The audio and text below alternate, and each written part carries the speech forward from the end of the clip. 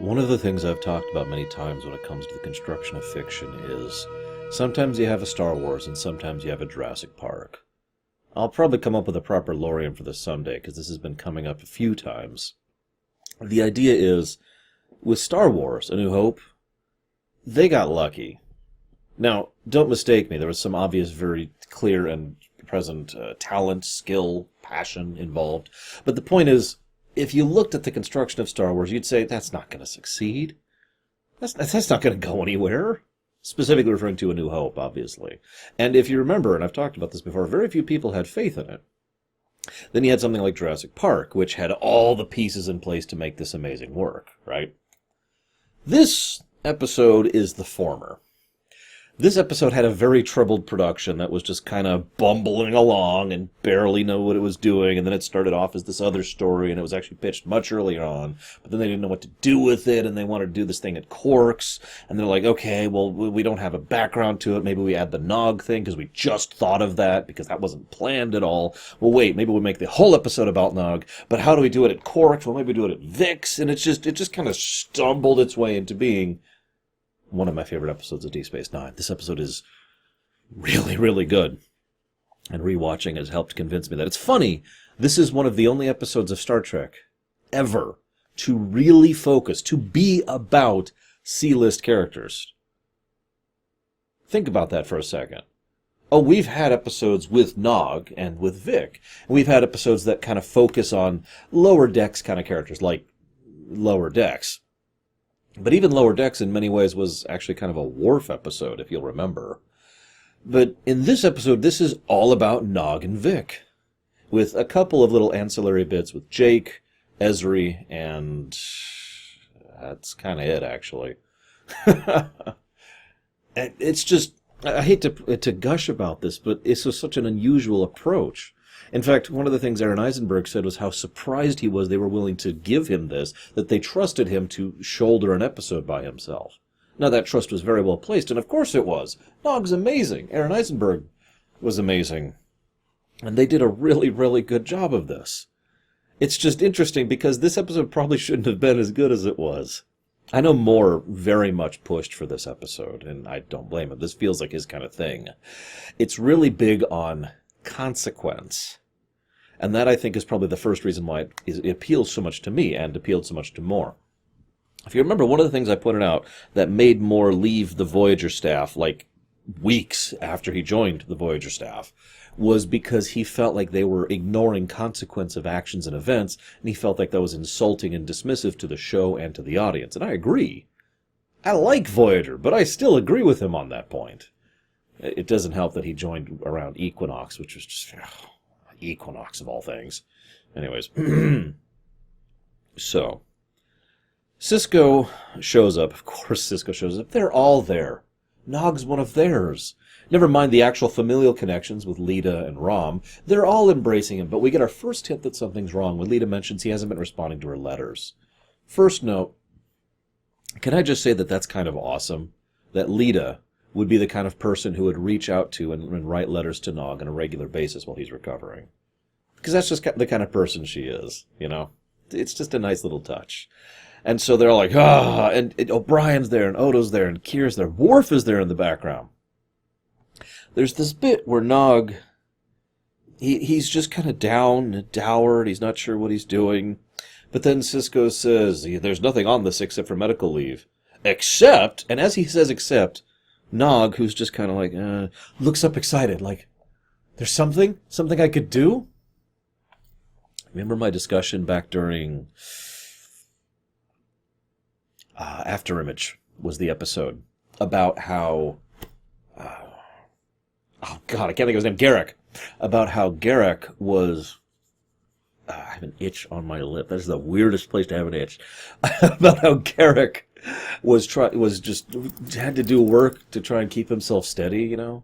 And I gave that whole speech about doing the dishes. I was just suddenly struck by that when I looked at Nog, and I was like, oh God, he really wants something to do, doesn't he? Nope, bed rest and recovery. Yay. Understandable. Nog is not fit for duty. I mean, I don't mean that to be unkind, but he is not fit for duty. So, any kind of real work? Nuh-uh. Interesting point. Jake mentions the idea of Nog becoming, the first Ferengi captain in Starfleet. And Nog isn't actually on the officer track, near as I can tell. But I bet he would want to do that. And of course, in STO, he did become a captain, so that's awesome. And he was awesome in STO as part of some really cool quest arcs, so that's cool. Sorry. I'll discuss it at the end of the episode. Anyway, so he's very cold, very quiet, very distant, just has his cane.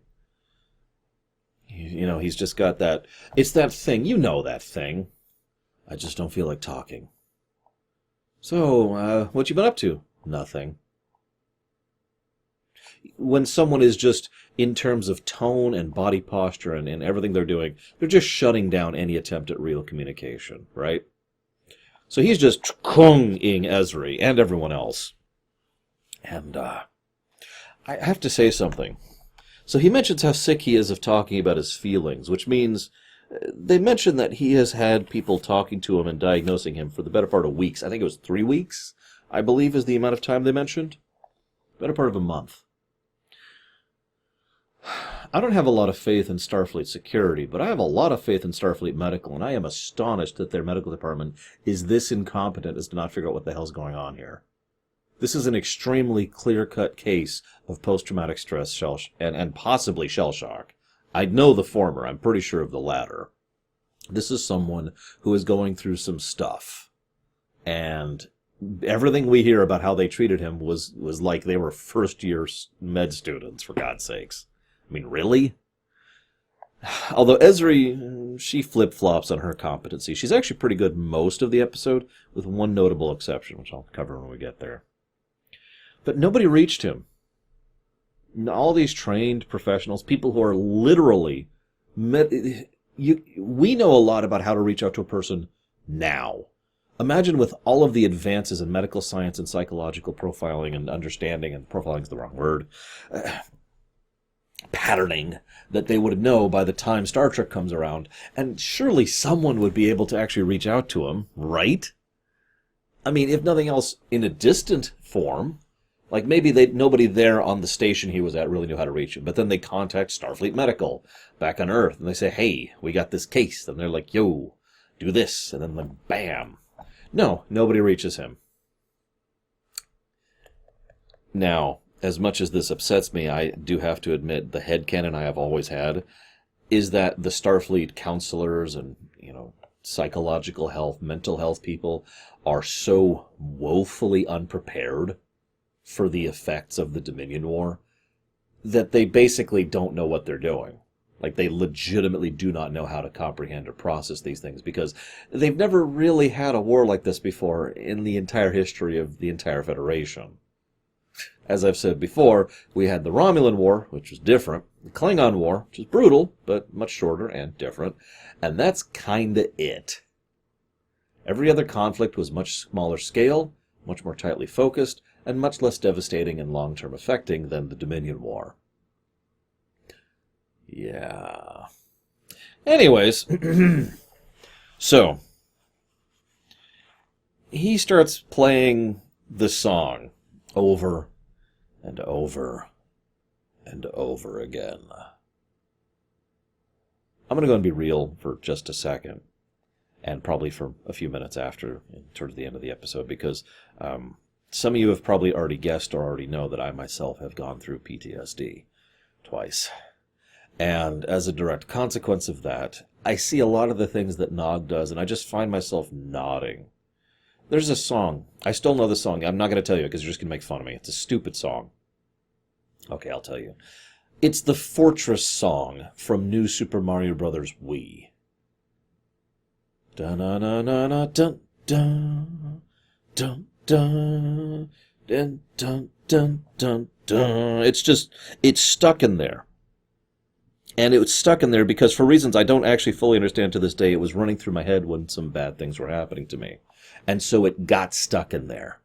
It was something that you just kind of grab, like, okay, this is the lifeline, right? Don't let that song stop playing. Just kind of follow the pattern, follow the beat, follow the tempo. Just use it as a way to cope, right? I don't even know how to explain it.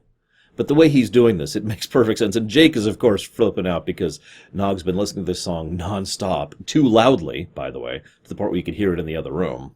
Although, I've always suspected that they don't have enough soundproofing on Deep Space Nine. Not like it is on, an actual proper Starfleet ship. But anyways, I'm getting off topic. So, he's finally like, okay, I'm going to go to the holosuite.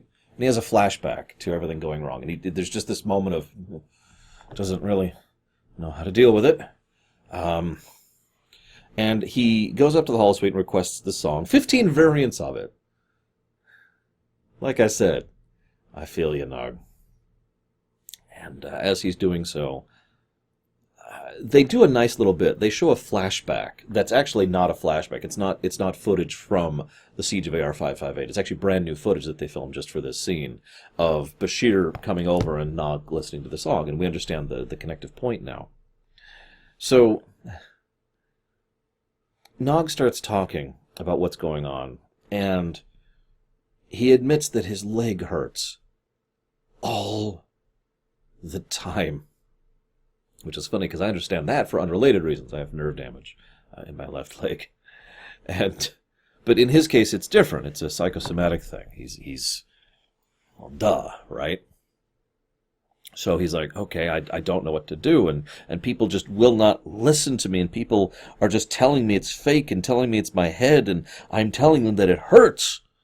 I think it's his, actually it's his left leg, isn't it? That's funny. Anyways, and he's like, well, okay, I believe you. So that's the first step in someone actually making any connection with him, by actually believing him about his leg hurting. So he decides to live in the holosuite.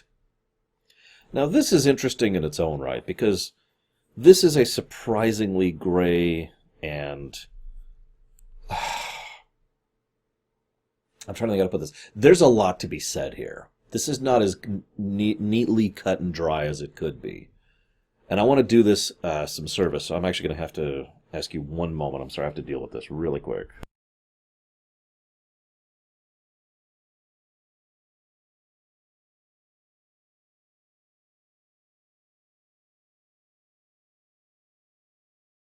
Sorry about that.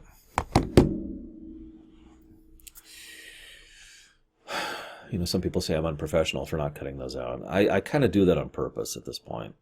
Because while I do want to be professional, I wear the suit and the outfit, and I try to make my presentation as good as I possibly can for a reason. I'm also a person, and that's kind of the thing I want to go for.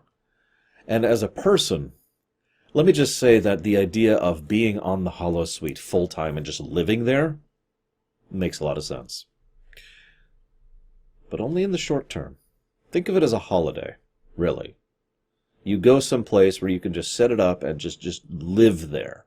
Sleep there, eat there, walk there, play there, whatever. For, a week, maybe? Maybe a few days? I don't know. It depends on what kind of off time you get.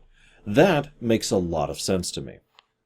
How many of you have ever been through some crap in your life? Maybe not to the level of PTSD, which is good because the less people experience that, the better, but to the point where you have been through some crap, right? And imagine having gone through some crap. You just needed something to recoup, right? So maybe you played a video game, or maybe you watched some Star Trek, or maybe you hung out with your friends, maybe you went out swimming. That's what my mom used to do. That's how she used to deal with work stress. She would just go and she'd just swim, and swim as hard as she could until she was exhausted, and that helped her to get through it, right? We all have our things. The holodeck, I've said so many times, the holodeck is an astonishingly multifaceted tool. It has so many uses that they barely touch on in Star Trek. This is a use that I am amazed no one thought of before now. You know why? Because they're idiots. Because this is taking Nog away from the source of his stressor so that he can at least get to the point of building up enough tolerance and internal mental strength, emotional strength, to the point where when he then is reintroduced to the stressor, he can deal with it. This is the point. Someone suffering from what Nog is suffering does not need a simple solution. He does not teach someone to say, it's all in your head. He doesn't need drugs. He doesn't need someone to just be like, just go back to work. No, he needs a complex solution. And that's exactly what's being presented here. He is offered to go into this holodeck, and as a consequence, he's also going to be interacting with Vic, who has an advanced AI. I'll talk about him in a bit. Don't worry. Vic is excellent in this episode, too. And he's going to have the ability to use this as a way as a way to cope, as a literal crutch.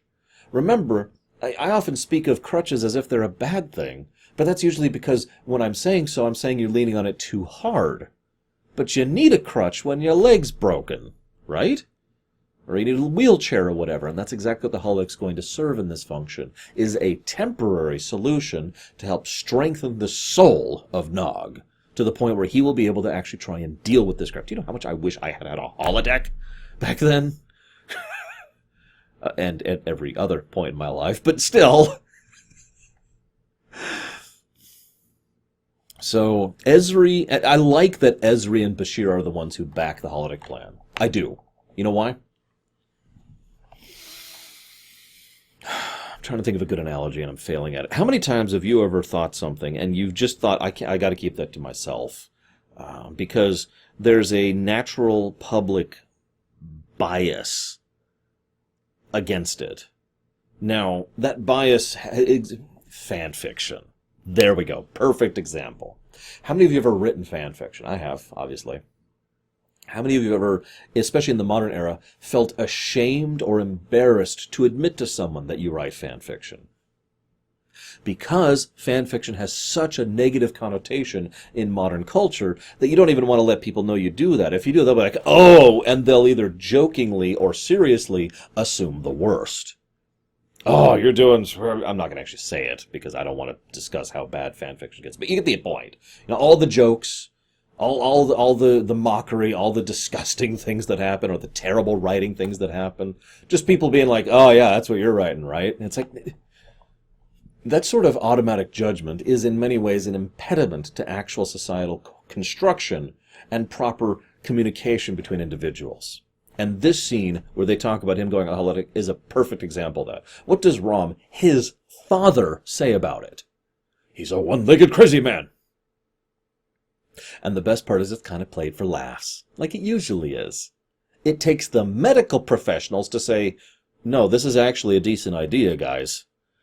In order to slam down all of the mockery and just derision that's going around that meeting room.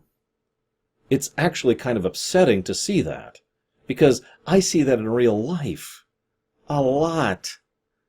I bet some of you are old enough to remember when playing video games at all was a topic of such derision and mockery. I bet some of you remember when watching Star Trek was such a topic. Oh, yeah, he's a one-legged crazy man. He's going to go watch Star Trek. Yeah, go ahead, nerd. Get a life. Remember that? Because I do. Forgive me for getting upset. This is a good episode, don't mistake me. But it actively pisses me off how little his family is actually there for him when he really needs them to be. So... he goes on to the holosuite. Quick aside, usually I point out how long Vic is singing a given song because I feel like they spend a little bit too much time in previous episodes just pausing the episode to do a musical and then unpausing it. It works a lot better in this episode. Most of the songs either are directly related or play over something happening, like a montage or Nog dealing with something or whatever, right? So for the most part, it works a lot better in this episode. Just wanted to comment on that really quick. So, Vic understands the problem, and as a sympathetic, caring soul, he's like, yeah, okay, I got you. No problem. I'll help out. That's what I was programmed to do, right? So, he gives him something to do. And Nog starts watching the movie, and he brings up the idea of the books, and, actually managing the books. I love how Nog gives the automatic reaction, I'll just have the computer give you more money. And he's like, nah, I'd rather just do it myself. And Nog doesn't even argue that one. Why would he, after all? And, of course, he gives him the fragile cane, which is one of the more brilliant things he could have done there. Don't put too much weight on it. Okay. In short, what he's effectively doing is lying to tell the truth. There is no limp there. Not really. And what Nog needs to do is to understand and acknowledge that so that he can then realize what he needs to do to fix the core problem. Now, that's actually a gray area in its own right, because whether or not that pain is real or not is actually more a matter of conjecture than reality. But the point being, by forcing Nog to make deliberate, conscious effort to not put too much weight on it, forces him to not limp as much, which forces him to then acknowledge how little he needs to limp. So, then Jake comes in with Neshra, or whatever his name is. I forget her name, forgive me. His date, nice Bajoran girl. And Nog, what we see is Nog has been very cold and quiet and distant to everyone, except Vic. He's much more Nog around Vic. But then Jake and her come in, and she hits all the wrong buttons without ever meaning to. She is basically completely innocent here, and innocently provokes him in exactly the wrong way. This then leads to Jake standing up for his date, with good reason, I might add, which leads to Nog then physically attacking Jake. This is how far gone Nog has gotten. Now, thank God that the Federation is a little bit more understanding about these kind of things than real life. I guarantee you, someone who's going through some crap, especially a military veteran who's going through PTSD, who ends up assaulting someone in a public place like that, they're not going to get the help they need. They're going to be locked up. Thankfully, the Federation is a little bit better about at least that one thing. Thank God. I'm sorry, I have a very, very poor opinion of how mental illnesses are treated, at least here in the States in the modern era. Please forgive me. It's been a topic of some interest to me for many years, mostly because of my aunt and one of my girlfriends, actually. She was in her career path was taking care of people with mental disabilities. And so, as a natural consequence, I kind of got into the field, and I discovered just how bad it is. Oh, jeez.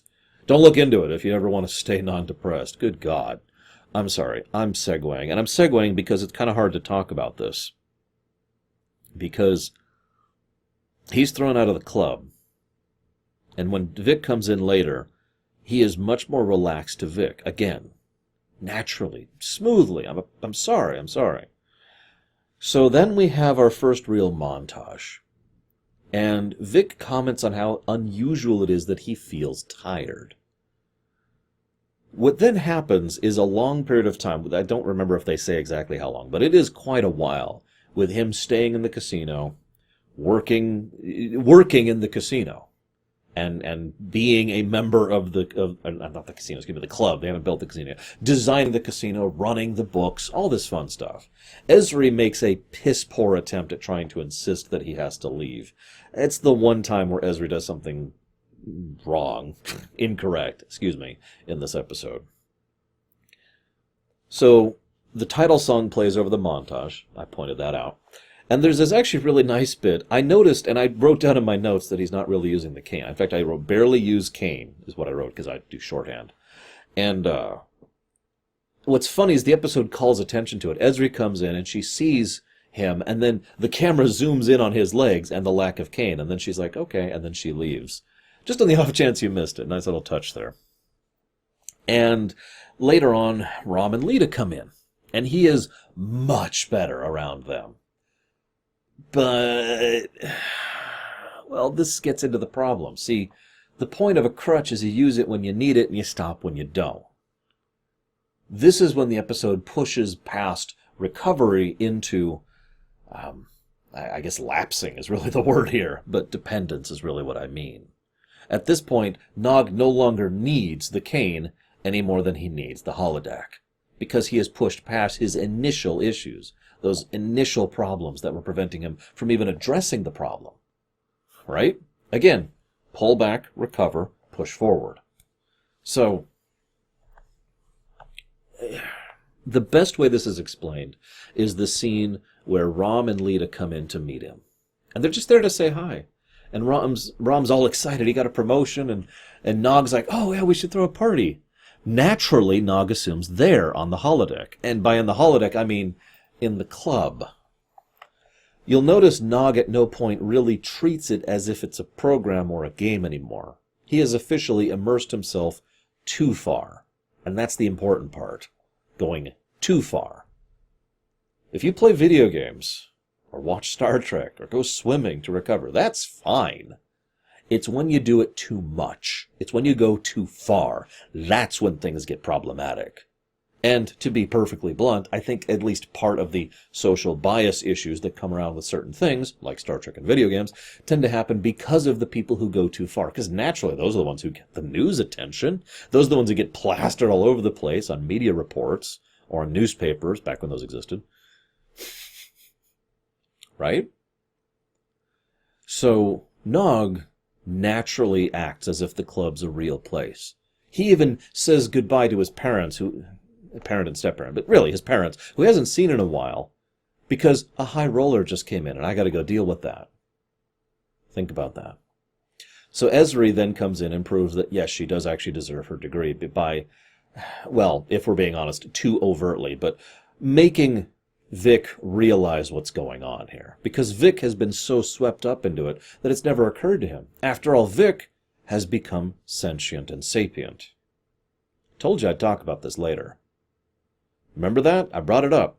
I argued that Vic was not sentient and sapient. The reason why was because he didn't have two of the elements necessary to have droid effect fully taken to place. But now he's been interacting with Nog and the rest of the crew, and he has been running constantly for days or weeks or months or however long it is. It's a while. He's been running for a while, nonstop.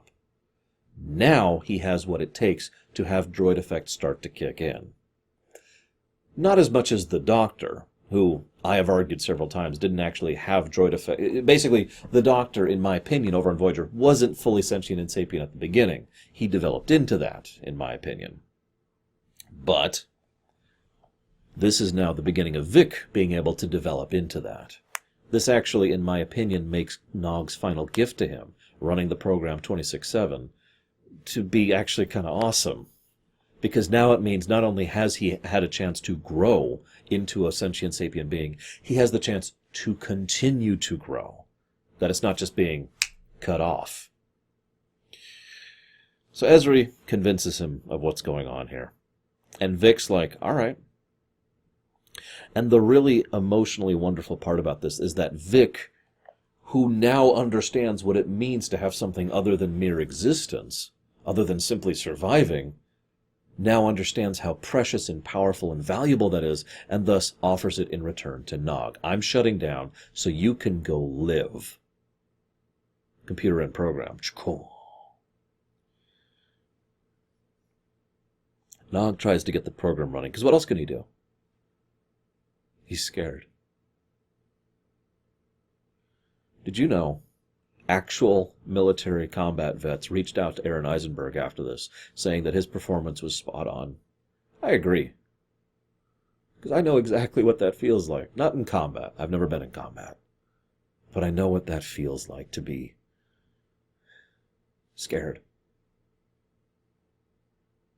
To see a gun in a completely different light.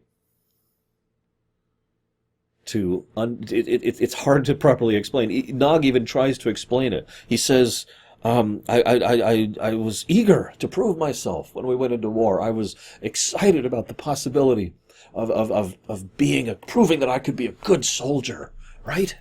And I saw a lot of combat, and I saw a lot of people hurt, and I saw a lot of people die. But then I got shot. And all of a sudden, Bashir's telling me they have to remove the leg, and it just comes crashing right into my face. I could die. I was going to lose my leg. I got shot. I never thought anything would happen to me. Psychologically speaking, most people tend to live in a bit of a bubble. And I'm not saying that as a negative thing. I don't mean the blinders thing. That's different. The blinders thing is separate. What I mean by a bubble is we tend to exist with the knowledge and security that we will continue to exist. We kind of have to.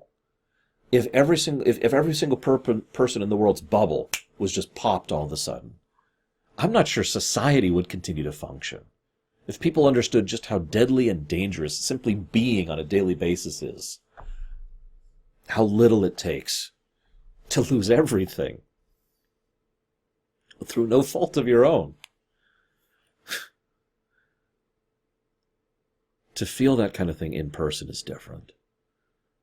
And that's exactly what Nog says as he's breaking down. He says, I never thought it would happen to me, and now, all of a sudden, if this could happen, if I could get shot, if I could lose my leg, and I could die, and I don't want to go out there, and I don't want to die. And it is Vic who has to tell him, you are dying here now. Not in the technically sense, in the sense that you are leeching out your life to exist. Survival is insufficient.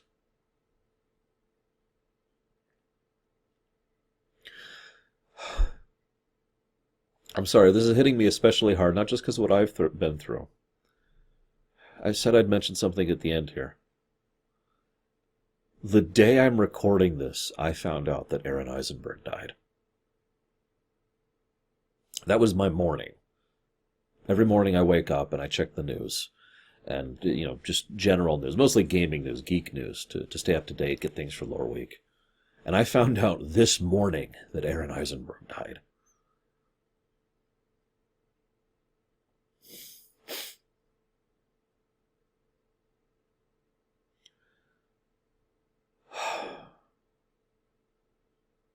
I've said it before and I've said it again. Death sucks. Whatever else you had at the end of it, death sucks. So if you'll forgive me, I would like to end this particular rumination in a moment of silence.